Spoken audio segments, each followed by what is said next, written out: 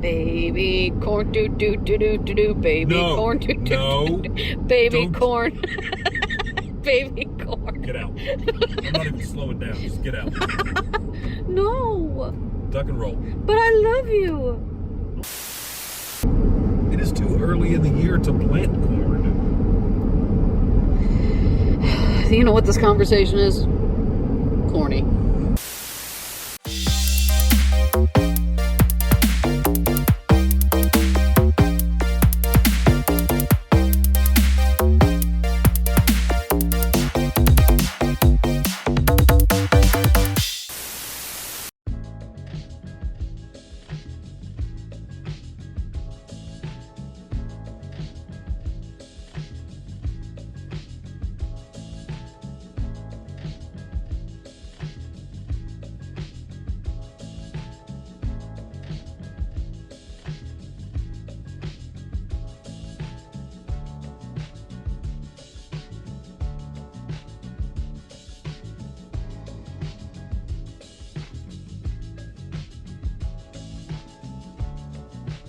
Hello, and welcome back to Dead Mall Date Night. I'm your cruise director, Kristen, and this is the LOGANSPORT Mall in Logansport, Indiana.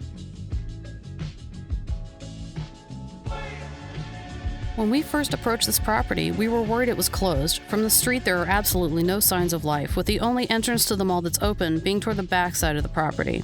Only the label scars of empty anchors and an abundance of peeling teal paint are there to greet you.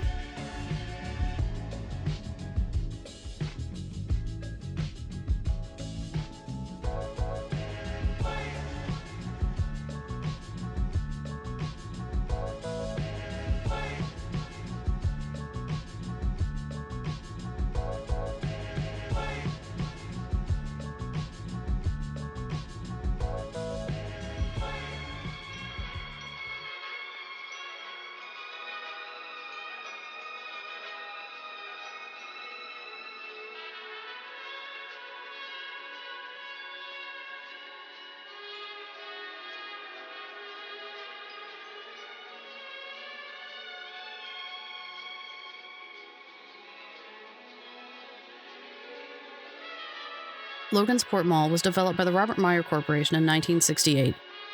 The Robert Meyer Corporation was responsible for properties in Michigan, Ohio, and Illinois. You may be familiar with Dixie Square Mall in Harvey, Illinois, which was another one of their developments. If the name doesn't ring a bell, Dixie Square was the mall where the famous car chase in the Blues Brothers took place. The interior was designed, as an article announced at the time, an early American motif designed to blend with your beautiful homes. Think back to 1968 and the color palettes that were in use back then. I imagine there was a lot of harvest gold and cornflower blue involved. This has to be the original floor, too. When it opened, Logansport was anchored by JCPenney, Sears, and Woolworth, who previously occupied the space currently home to Dunham Sports. There was also a local electronics and toy store called Bickles, which were located in the white storefront you see here, with the very retro glass globe fixtures above the entrance. The other tenants were typical men's and women's fashion offerings of the time, including a store called Pants Explosion, a name that hasn't exactly aged well.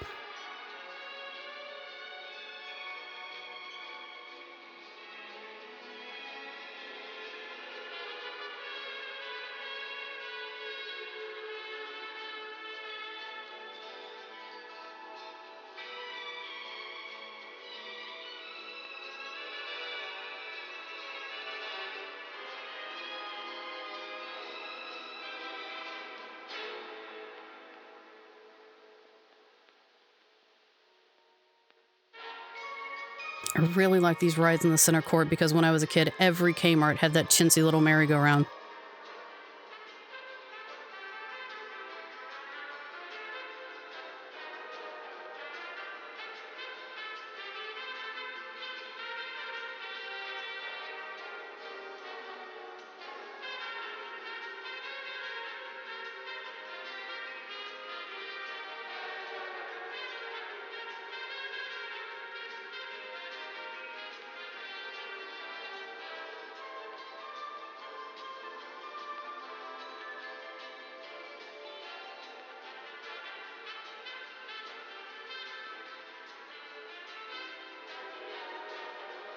The current look of the mall seems to date back to 1985, when the second set of owners, Rain Properties, took over after the mall fell into receivership.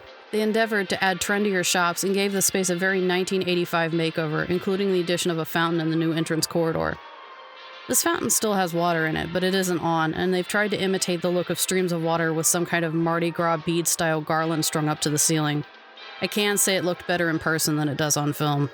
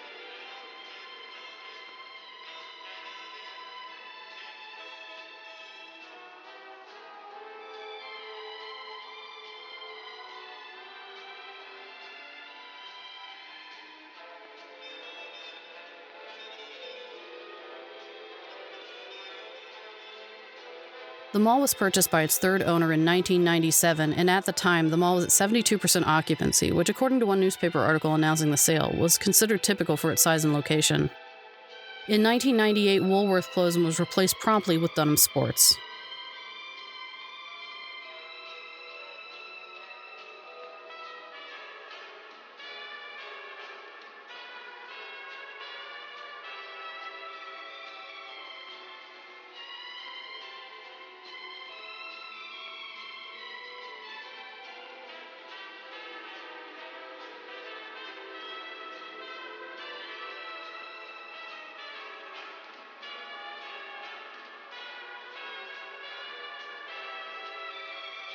This mall has got to be home to the most untouched vintage storefronts I've ever seen. A lot of the little touches, like the light fixtures and the use of so much wood, are not things that are included anymore. I haven't said this in a while, but they don't build them like this anymore.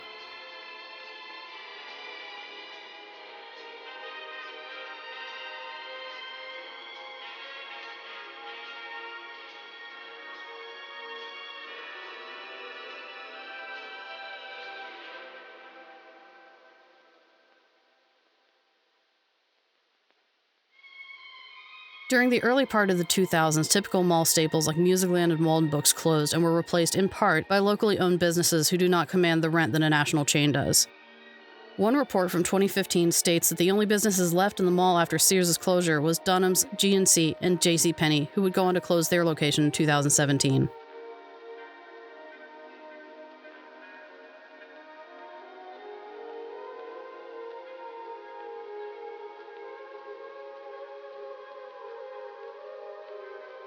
We were told while we were here that the mall has recently been purchased. It's hard to imagine a future in which this building remains standing as an enclosed mall. There is a shiny new Walmart and strip mall next door, and one can only imagine that the land it's sitting on is more valuable than the building. In fact, I'm not sure the mall's owners would even consider it open for business at this point. The only reason it seems that the interior is accessible is because Dunham Sports is only using the inside entrance of their store. The last inline tenant left last month, and based on an article in local paper, it does not appear that leaving the mall was their choice.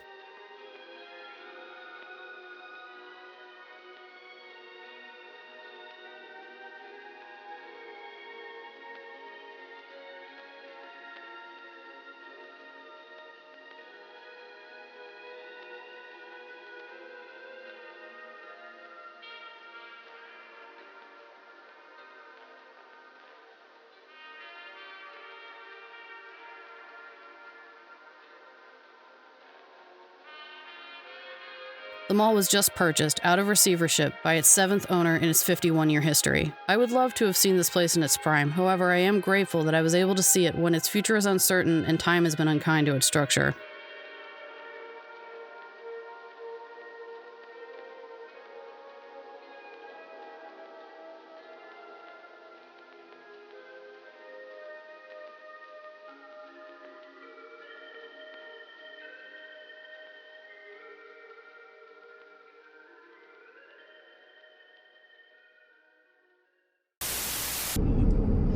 Those are little corn. That is not corn. It's baby corn. It is not. I swear to you, it is not.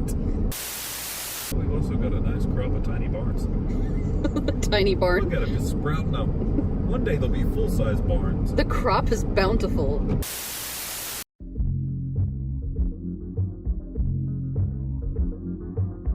Thanks for watching. Now that summer is here, we should be up and running to provide you more content more often. Thank you to all 800 of our subscribers and to everyone in the Dead Malls of Discord family. I'm Kristen, my co-pilot is Ron, and we are Unicom Productions. We'll see you next time.